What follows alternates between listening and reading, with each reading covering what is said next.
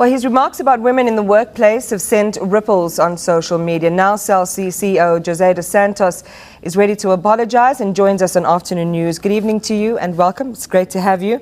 I want to start just with the interview. For a lot of people who might not have seen Twitter over the last week or may not have listened to the interview itself, one of the things you said in the aftermath of the interview was that your comments were taken out of context.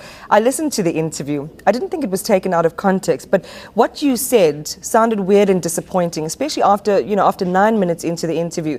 You were talking about the serious work you're doing in empowering women, in ensuring that there's greater representation of women in the workplace. Why did you say it? Well, Iman, first, good evening to you and the viewers, and thank you for having me on the show. Firstly, the language or the words that I used were totally uncalled for and inappropriate. So I have to, first of all, apologize. It's clear that I offended many people, and for that I regret the words that I used. To answer your question, what I was trying to elaborate in terms of the good work that we're doing in terms of empowering women as such in the workplace and making sure that we transform them into senior leader positions, which we have done successfully. Because I think you've taken CELC from, 40% to 60% women participation or women representation. All right? And, it was a leadership program.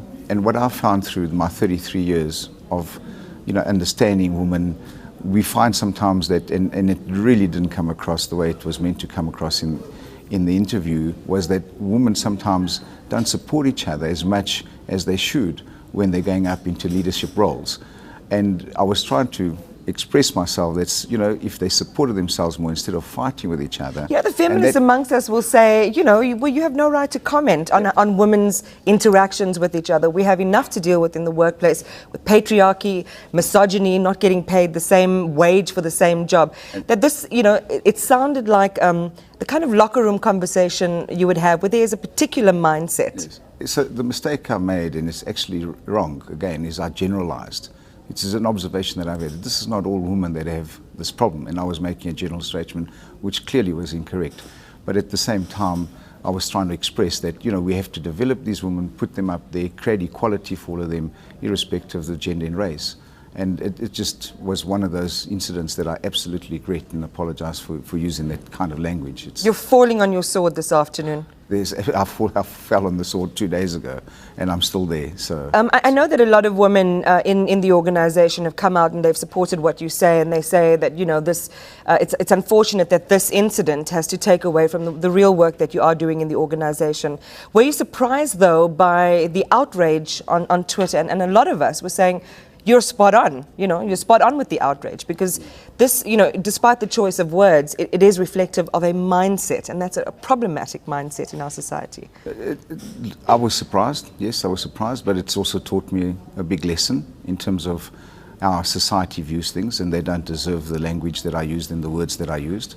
In terms of the staff, I'm actually blessed. In the last 3 years, we've transformed our company into women empowerment, and we've actually been very successful.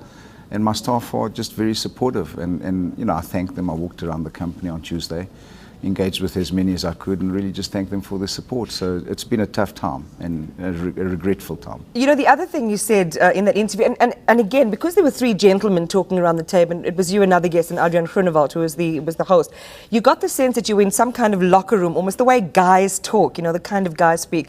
And that's where the concerns came in around how men talk amongst themselves about women and the issue of women advancing, for example, in the workplace. And this was another thing I found weird. Suddenly, out of nowhere almost, it seems you started to say, we have good-looking women, we have clever women, we have smart women, and that's created a better environment. And you talked about the consequences of having good-looking women work in the environment, that men look after themselves more suddenly. Again, there was this this notion that attractive women boost morale in the workplace, and what the definition of attractive women were, and whether they'd be better placed to get a job at CELC. Is this the case? Not at all. Again, the wrong choice of words. I mean, all our women at CELC are beautiful, and beautiful comes from within.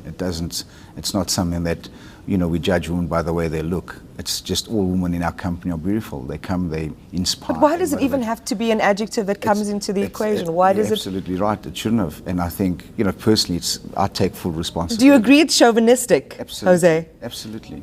I think you do get carried away when you're having these kinds of discussions. And one is to be sensitive about society and women as a whole. And this is what I need to fix, in really continuing my program that I have done so successfully to continue to empower women.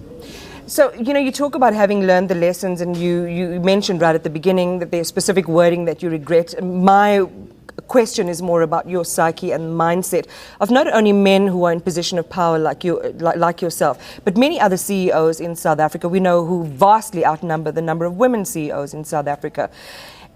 Do you accept that there has to be a mindset change, and this kind of inbuilt chauvinism, which you have admitted to having, needs to change? And this has been instructive, this process, in allowing you to recognize the change in yourself and to exhort your other male counterparts in various corporations around the country to do the same and to follow suit. Absolutely. So, this, if I may say, wake-up call for me, is really, we've done a great job, but there's so much more to do. And I need to go back and really reflect back on this event and engage with my peers and people that I socialize with in the corporate world and say, look, we have to do a little bit more and change the way we're doing things and how we're approaching this. We've always looked at it and said we've been very successful in empowering women in South Sea. Now we're going to take it to new heights in terms of what we need to do and how we need to change our point of view, and specifically in the men and in the workplace where men operate. Santos, thank you very much for talking to us this afternoon. Appreciate your time. Go well. The CEO of South